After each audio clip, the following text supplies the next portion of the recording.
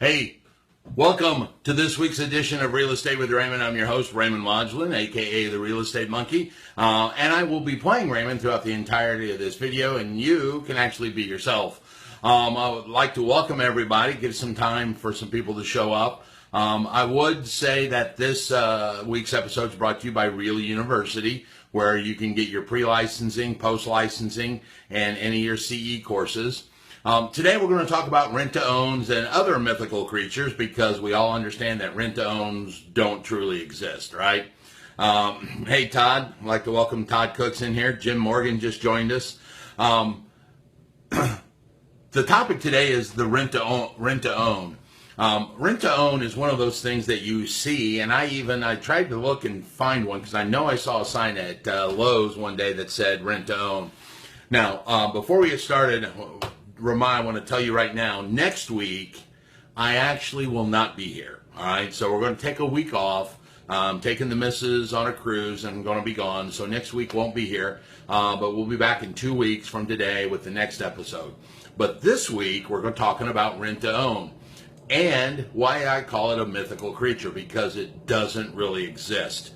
If you've got comments or questions anytime throughout here, point down here is where you can make a comment. On the rent-to-own, basically, this is a concept that a lot of people try and say, oh, I'm selling my house rent-to-own. Well, here's the problem. You cannot pay rent and ownership in the same payment, all right? Those are two different items. Rent is a word you would use with lease. And when you lease property, ownership never changes, all right? When you own property, you take it fee simple. Or we're not going to get into any of the little lesser ones, but you actually take ownership, okay? So here's really what happens. And as a practicing real estate agent or out there, or as an investor, you guys need to understand that you have either a lease with a contract, or you have a land contract, all right? Let me back up, because I think I just made a mistake, and live is kind of hard to edit. It's a lease with a contract to purchase, all right, called an option. So you have a lease with an option. That's the contract you would use, which says, and if we all know what an option is, it's an agreement to do something at a later date, possibly. That's where the word option comes from. A land contract, you actually transfer beneficial interest to the owner, okay? Now, there have been plenty of court precedents already that says if you transfer some ownership with this thing that you're calling a rent on a monthly basis, it's a land contract, okay? You can call it whatever you want. Judges have already determined that if you're giving some ownership, it is a land contract, okay? So there is no such thing as rent to own. You either rent it as a tenant, or you own it outright as a lease, as a land contract, okay? Now, why is that a big difference? Because here's the big difference. First of all, on a lease with an option to buy, during the period of the lease, they are a tenant. Therefore, you have, as the owner, all of the what they call reversionary interest in the rights. If the tenant messes up, i.e. doesn't make a monthly payment, you can evict them, which is a small claims court, not something else, okay? If you're selling on land contract and you're giving them beneficial interest, then in essence, you have to foreclose upon that person if they mess up, all right? So that's an important part, so let's go back and catch that again. If you're new and you just joined us, I want to say hello to Robin. Robin says hello, and Tamara just joined us, and there's actually my son Brandon's here today, so maybe he's interested. I don't know. He's just waiting for the old man to mess up, probably, which is not hard to do on live, by the way. So what we're talking about is rent-to-owns and other mythical creatures, because a rent-to-own doesn't exist. Not possible, all right? So you either rent to them with a lease for some time frame, 6 months, 12 months, whatever. At the end of that lease, there is an option to purchase, which you've pre-negotiated at the beginning of that lease. Now, you cannot transfer ownership with a monthly payment and call it a lease. The judge will call it a land contract, all right? If you are giving equitable interest or beneficial interest, i.e. the ownership, based on the amount of money they pay, that is called a land contract. And one of the visual things I like to do in class is when you start with this much ownership and when you do a sale, it goes boop like that, all right? That's called a traditional sale. Now on a lease, property never transfers, all right? All you do is transfer some of the rights, but they come back to you at the end of the lease. But here's the other one. A land contract transfers like this. As they make monthly payments, the amount of their ownership increases. That is called the equitable interest, all right?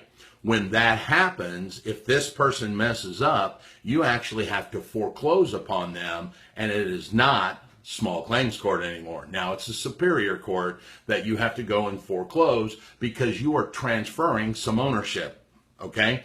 So the rent-to-own concept where somebody says, well, you're paying rent like a tenant, but I'm going to give you money as an ownership, doesn't exist, all right? It can't exist. They are two mutually exclusive things. Rent goes with a lease. Ownership goes with land contract.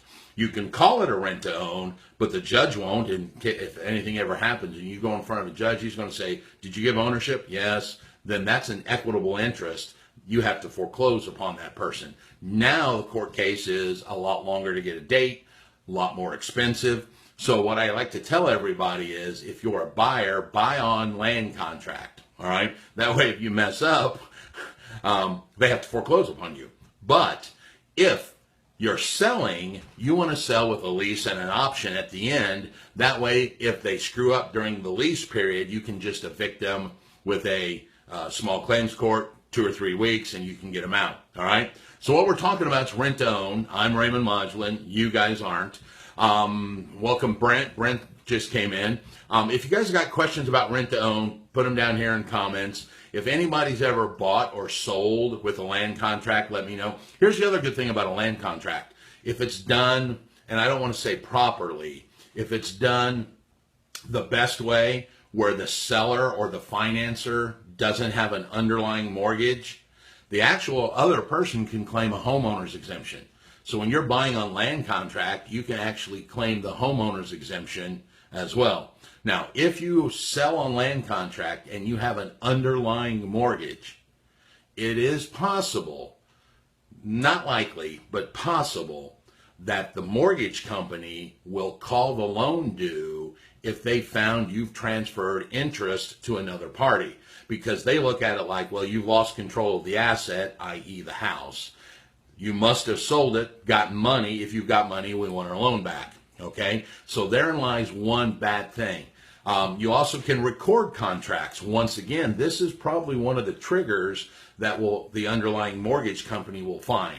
If you get it recorded, the underlying mortgage can see that there's new ownership, i.e. the land contract, in place. They're going to call it due.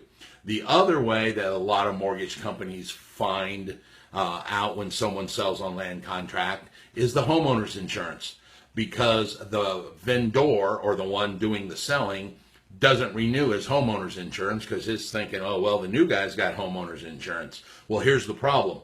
That homeowner insurance company has your mortgage company as an also insured. So if you fail to renew your homeowner's insurance thinking the other guy did, whether he did or he didn't, your insurance company is going to send a letter to your mortgage company saying, hey, Raymond didn't renew his homeowner's insurance, and that's going to trigger your mortgage company to either force place insurance on you or get a hold of you and go, did you sell the property? Because if you didn't, we want our money back.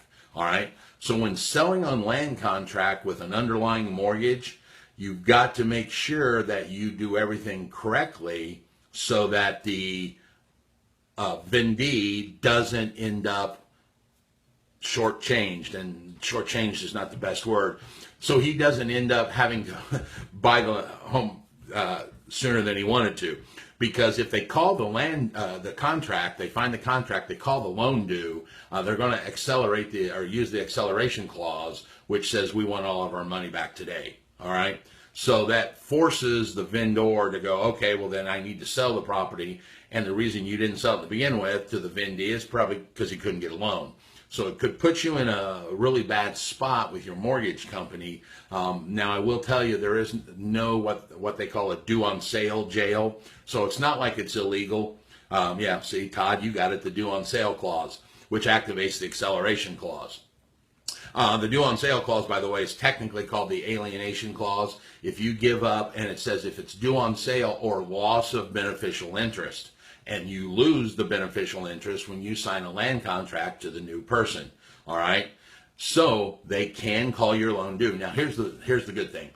If the guy, it's called the vendee is not the buyer and you're not the seller. You're the vendor and the vendee. Those are the two words you need to use in land contracts. If the vendor transfers the property to the vendee, he needs to make sure, and he's constantly making the payment, mortgage company's probably not going to exercise their due on sale clause. They've got enough issues with people doing foreclosures now that they're not going to worry about a transfer if the payment's being made.